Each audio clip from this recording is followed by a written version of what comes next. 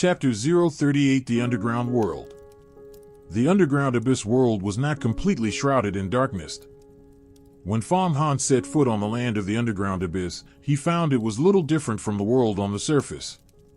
Fertile black soil stretched everywhere, dotted with numerous streams and tall plants. Most of these tall plants were mushrooms. Some grew as large as giant umbrellas, their surfaces speckled with glowing spots that emitted soft light, bringing wispy glimmers of illumination to the underground abyss world.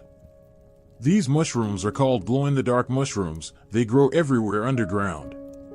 You have cultivated to the divine courage realm, so with this faint light you should have night vision. This underground world is a fine place for cultivation. Hidden in the darkness are endless dangers. Countless demonic beasts will leap out to kill you at any moment. But it can perfectly temper a person's spiritual will and unlock your potential. Staying constantly in danger is the best cultivation method. As far as I know, half of the true disciples of our Yuhua sect cultivated underground before they reached the divine secret realm. Fang Xianxia walked forward, not a speck of dust clinging to her feet. The underground holds rich mineral deposits, 10,000-year cold iron, ink crystal, purple silver, fine gold, white glow steel, earth crystal, jasper sky stone, tide jade, all sorts of heavenly treasures rare on the surface. These are essential materials for refining flying swords and magic artifacts, and can even assist cultivation and strengthen one's spirit. The demonic beasts here come in all strange shapes. The blood of some is the best material for refining pills. You even encountered the single-horned viper before. You have read records of all realms, so you already know some basics of the underground. I need not say more. Now go ahead of me, and clear the path for me. Yes, senior sister. Fang Han's body flickered, leaving a blurry afterimage as he darted to stand in front of Fang Xianxia, and walked forward silently. When Fang Xianxia saw how agile his movements were, how polished his state of mind, steady as a mountain, she could not help nodding slightly. Yet her gaze stayed fixed on him, as if trying to pry out some secret. In truth, Fang Xianxia had brought Fang Han to the underground precisely to see for herself why this former servant had improved his cultivation so rapidly. Making him clear the path for her would surely let her see his true hidden condition. I mustn't use the martial arts of Xianxia Gate, otherwise she will definitely find out I got by Haken's belongings. It's better to keep things mixed between truth and deception. As Fang Han walked, he constantly thought of ways to hide his true skills, so he would not expose his real cultivation in the heat of life and death battle. After all, the martial arts he was most familiar with were the two moves from Xianxia Gate, stepping on 7 stars and Kuei star kick. As they walked on, they gradually entered deeper into the darkness. More and more mushroom clusters covered the ground, and occasionally poisonous insects like centipedes and scorpions would appear. But since Fang Han's ritual robe had an insect-repelling effect, they all scurried far away from him. Awoo! Awoo! As they walked, a wave of immense danger crashed against Fang Han's mind. In the mushroom forest ahead, a blood-colored shadow flashed abruptly, its ferocious aura so thick it was suffocating. Amid the shadow, a set of pale sharp fangs lunged to bite at his throat. Swish! Fang Han reacted without thinking, flipping his sword in an inverted arc just like a fisherman casting a fishing rod, and a streak of sword light shot straight toward the blood shadowed. The blood shadow let out a miserable shriek, slashed to the ground by the sword force. It rolled twice, revealing itself to be a wolf with blazing bright red fur that looked like burning flame. Its fangs jutted out deeply, as long as a grown man's finger, sharp enough to bite chunks off solid stone. It's actually an abyss blood wolf. Fang Han recognized the ferocious demonic beast at once. Abyss blood wolves had extremely tough bodies, their fangs could crush granite, and they would even chew their prey's bones into powder before swallowing. They were as fast as lightning, extremely cunning, and skilled at hiding and ambushing. If one escaped to the surface, it could kill off an entire village. A master at the divine strength realm would be bitten to death if they let their guard slip.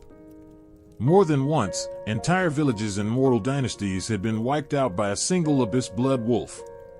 In the underground, these blood wolves were extremely numerous, and they would even dare to devour underground demon folk.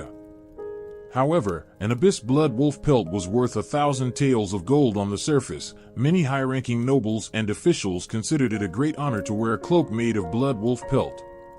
And on the top of a blood wolf skull, there was a piece of bone called a blood crystal, bright in color and filled with extremely rich essence qi. Ordinary people who wore it can cure physical weakness and replenish deficient qi and blood. It is also the best material for refining countless pills, magic artifacts, and spirit tools. Fang Han did not hesitate. He flicked his magic sword upward, stabbing at the top of the blood wolf's skull, and pried out a thumb-sized blood crystal. It fell into his palm, warm and smooth, just like fine warm jade. Immortal angler hooks the shark? Martial art from Wangui Immortal Island? Fang Xianxia was slightly stunned. She had watched Fang Han slay the blood wolf. The move was clean, neat, effortless, and it turned out to be a martial art from Wangui Immortal Island. After I entered the outer sect, I fought with many outer disciples every day to hone my martial skills. I learned this move when I fought Prince Bao of the Great Li Dynasty. He used it against me, and I went back to study it carefully, figured out his method of force application. I hope senior sister will correct me. Fang Han answered quickly that, this move is already quite similar to the original, but it still has flaws. Immortal angler hooks the shark holds deeper mysteries than what you see on the surface. Fang Xianxia pointed out to him that. Fang Han listened, and felt that Fang Xianxia's understanding of martial arts was truly extraordinarily profound, far beyond anything Bai Haiken had ever possessed. Every word she said gave him a sense of sudden enlightenment. No wonder people say 3 years of arduous practice cannot compare to a single pointer from a famous master. They continued walking forward. SSSS. SSSS. Suddenly, several colorful venomous snakes sprang out from the grass, lunging to bite Fang Han.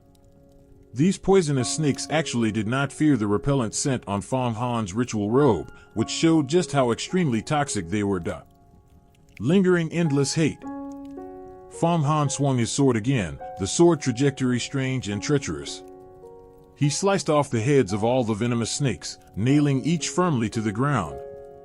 Long hate finger style? Which outer disciple did you learn this from? Fang Xianxia asked that. It was also from Prince Bao. I lost to him in our first fight, then I trained hard with Hongyi Junju, and fought him again. That was when he used this move against me. Fang Han explained. How many tenths of the original move do you think I have mastered? The martial arts of the Long Hate Demon sect requires overwhelming hatred to cast properly. The deeper the hatred, the more profound the martial art becomes. You must stop practicing this. It can easily stir up negative emotions and make you go mad. Fang Xianxia explained the core of the Long Hate Demon sect's martial art again. The two walked and stopped like this across the vast underground world, sometimes pausing to eat. With Fang Han clearing the path ahead alone, they walked for a full day and night. Countless dangers crossed their path: blood wolves, blood bears, three-headed snakes, even small squads of demon folk out hunting, and Fang Han killed them all one by one with his magic sword. All along the way, Fang Han kept his spirit stretched tight, constantly paying attention to every movement around them as they gradually pushed deeper into the underground world. His cultivation and his spirit grew more and more polished under Fang Xianxia's constant guidance and the tempering of actual combat. Along the way, he also occasionally risked using a move from Chuanqing Gate's martial arts. When Fang Xianxia asked, he said he had learned it from sparring with Yuhua sect outer disciples. With Immortal Angler hooks the shark and lingering endless hate as cover earlier, Fang Xianxia did not suspect anything. Roar. Suddenly, Fang Han heard a wild, fierce roar. In the darkness ahead, a long line of torches appeared, stretching out like a long fiery dragon, walking straight toward them. Illuminated by the distant torchlight, Fang Han saw clearly they were a group of tall underground demon folk. Each of these demon folk held a torch in one hand and a steel trident in the other, and their backs bulged slightly, like two large meat buns. This is a squad of Yikshaws. It seems we are not far from the demon god altar. Go, kill these Yikshaws. Fang Xianxia said that. In the underground demon race, the lowest rank are demon folk, followed by Yixias, the next higher rank is flying Yixia, and the highest ranking commander is Shura. A demon folk's strength matches that of a divine strength realm master, while a Yixia matches that of a divine courage realm master. A flying Yixia matches a master of the divine transformation realm, the 9th layer of mortal body. As for Shura, that is equivalent to a divine secret realm master. Now, Fang Xianxia was actually asking Fang Han to go kill an entire squad of Yixias, every one of them equivalent to a divine courage realm expert.